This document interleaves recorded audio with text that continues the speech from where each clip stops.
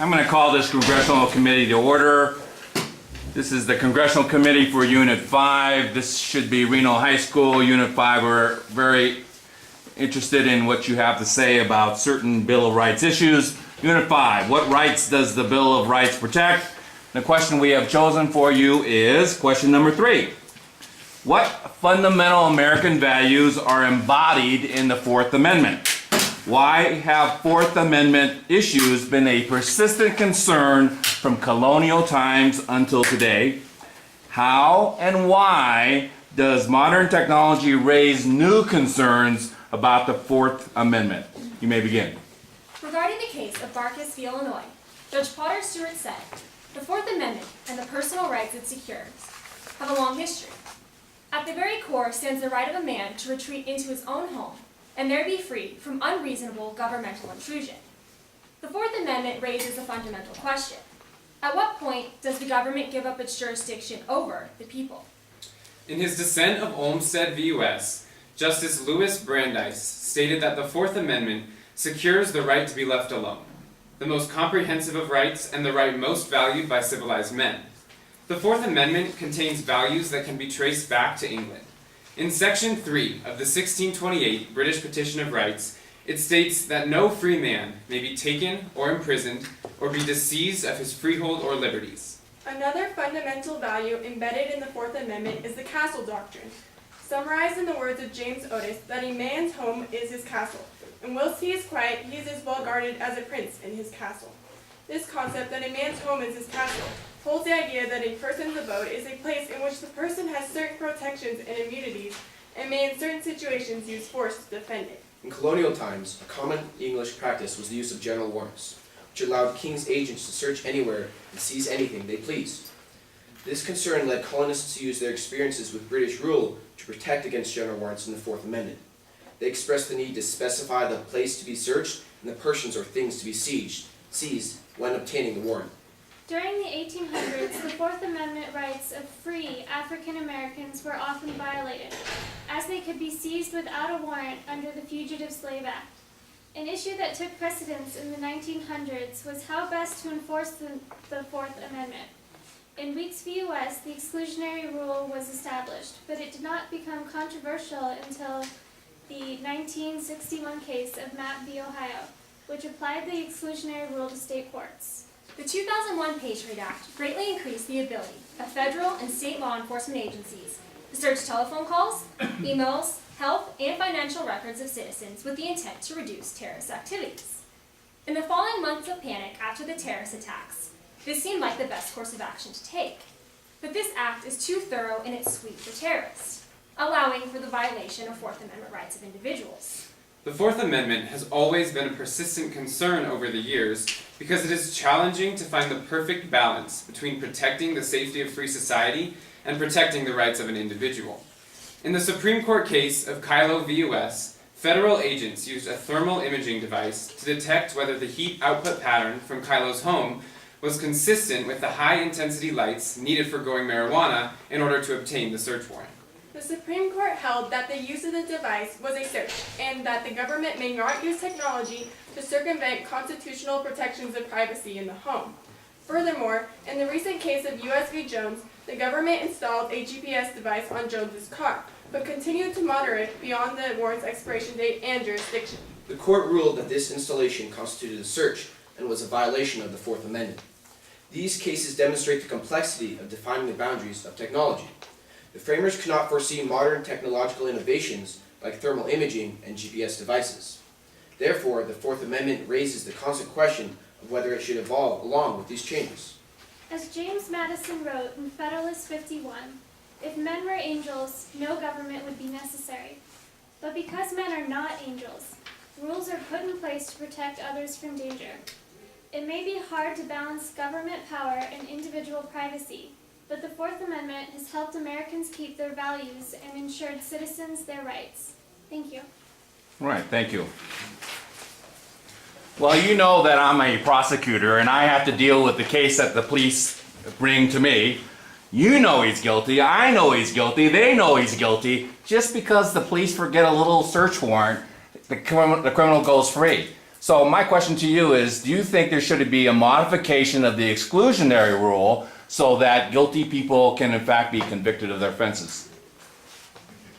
I believe that the exclusionary rule could be adjusted so that instead of society having to pay for a mistake by the police officer by releasing a criminal back into society, that the police officer should be punished probably by departmental discipline.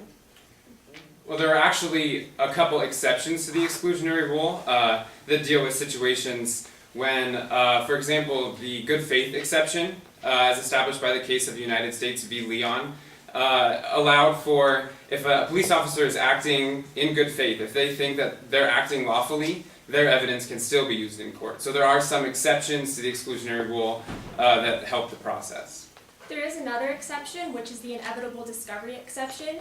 If a police officer can prove that they would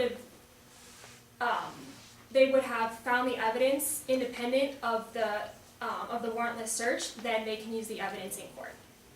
The good faith exception was upheld in a court case involving Garrison. It said that if the police truly believes that his warrant is right, then even if there's a mistake on the warrant, then he's acting in good faith. Okay. But let's talk about what's going on right now in America. I mean, there's constantly a threat of terrorist acts occurring in our communities. I mean, don't you agree that the government should be able to just go ahead and eavesdrop on everybody's phone calls to make sure that they're learning about what's going on and stopping those acts before those things happen? Why should the Fourth Amendment apply to that? The Fourth Amendment applies to that because people have a reasonable expectation of privacy, and this is seen both through substantive and objective.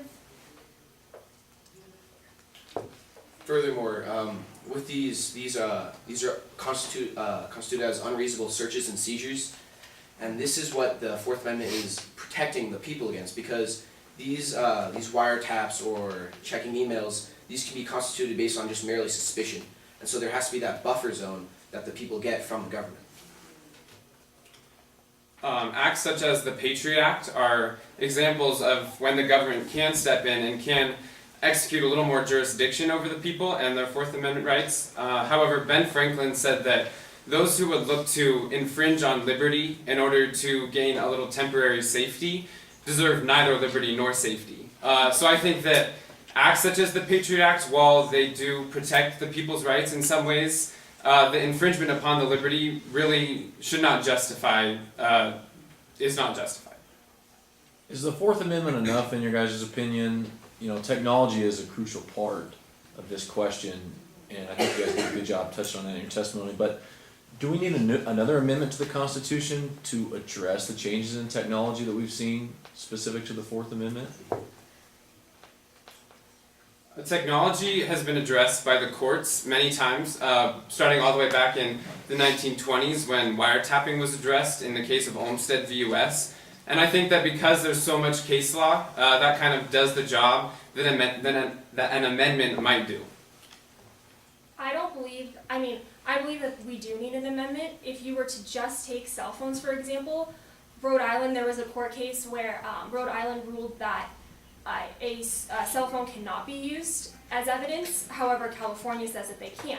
So just that discrepancy between the states says that we do need an amendment. Furthermore, case law can be overturned by legislation that that Congress can create. Therefore, the amendment creates this solid protection that the people have against the government, and this is needed. Case law is not sufficient. How do you analyze the TSA body scanners as to the issue of search and seizure, and do you think it is a search and seizure, and why? And why not? It is not a search and seizure because when you buy an airline ticket, you sign a contract, which most people don't read, that states that they have the right to search you for the safety of everyone on board. The special needs doctrine allows the government to step in situations in order to prevent a crime, and I think that touches into the TSA because they're looking to prevent a terrorist act on a plane. There is also state interest in there because of the recent terrorist attacks. The government needs to take preemptive acts to prevent future damage. Let's say you're walking through Meadowwood Mall, which is a private property. Does a Meadowwood Mall security officer have the right to ask the searcher person? It depends. There, in the case of Terry v. Ohio, a Terry search was established where an officer can come up to you and search your outer clothing for weapons. So in a case like that, yes, that would be okay. In order for a Terry search to take place, the officer doesn't need to have probable cause, so that is a limitation on the Terry search. All right, good job.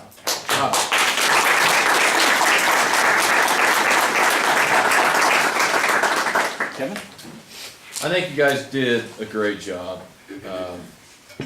When Dan is your judge, it's easy to pronunciate and make sure that you have loud volume because it's such a good example. But I think you guys did a great job in the testimony. I watched eye contact, and you did a great job back and forth. You're reading, but at the same time, you're hammering those points home to the judges. And as stated in earlier units, that's something that's going to bring the judges into your guys' testimony and allow you to kind of control that as you move forward. Great content. The testimony had good content. And then I counted 5 cases that came up in the cross-ex, which is awesome. Great job there. Got the Patriot Act out again, and then I think you did a good job. I'll let Dan speak more to that, but on getting those exemptions out for his first question. I don't have much in terms of criticism. I think that if you can always get more content. So as you got a couple days left. The more content you can hammer in that thing on Saturday, the better off you're going to be. But you guys should be proud of where you're at now, and good job. Let's see. I think that you want to be careful. Dan asked that first question, and he's got a bit of a bias going. So, Sarah, you answered the question going with what the judge wanted you to say, and you answered it well. I think Ben, and I think it was Maggie, or maybe it was you, Catherine, I think it's great if you can turn the judge around and point out the other side of the issue. And you did a good job saying, hey, there's always the other side too. So just because a judge asks you a certain question, wants a certain answer, I think you may score more points if you point out to the judge that there's the other side of the issue. So that's always be looking for that. And with the Fourth Amendment, there's so much content to play with. I thought you did a good job bringing up different examples. Catherine, the one time you spoke up, you said a couple of sentences and then you just kind of trailed off. So be strong. For the rest of my group to define substantive and objective, but no one did. So. Okay, well then, may take a little bit more practice to make sure you're on the same page. I think you want to speak with a lot of confidence, and you did a pretty good job. But you just held off on that one. I'm going to defer to Dan on this comment, but I just wanted to raise it. When you in your initial comments, you went right down the line. I haven't noticed that happening yet tonight. This is my first time to be a judge, so I don't know if that's. To be honest with you, it kind of distracted me. I was just kind of going down the line. I liked how the other groups were kind of jumping around, so you may want to confer with the experts about whether that's the right approach. Everyone has a different opinion. Everyone has a different opinion. Yeah. Okay. There's no consensus on it. So. Yeah. That just kind of happens. We don't actually purposely do that. It just kind of works out that way. Oh, really? All right. Are you talking about the testimony or cross-ex? No, I'm talking about the beginning, the testimony. I'm talking about the Yeah. testimony. You went right down the line on the testimony. Okay.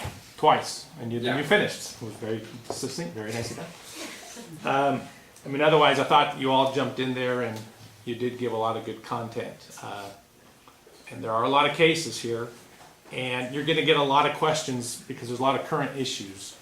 And you did a good job dealing with all these different issues and tying them back to the Fourth Amendment and sticking up for individual rights. So, way to go.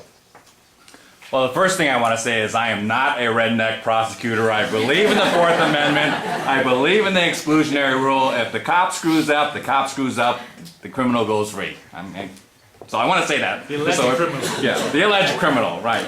Because I used to be defense counsel too. So anyway, I thought you did a very good job. Very good job in the 4-minute presentation. What I liked is you cited all the appropriate old cases, but you also brought in the new cases. And just like Eric said, there is a lot of Fourth Amendment issues with the technology that's going on. You hit the thermography, you hit the GPS, you talked about the TSA scanners. The analysis is it unreasonable? Is it a search? Is it a seizure? All of that. I thought your answers were pretty good. We had 4 questions. It might have been a little long. It would have been nice to... 5. 5? Okay, we have 5 questions. Shoot for 6. 30 seconds is kind of a guideline to go, and again, not everyone has to answer part of the question. The eye contact was good. I could hear you. You had confidence when you spoke. That was all very good. The only feedback for improvement I would talk about is my last question.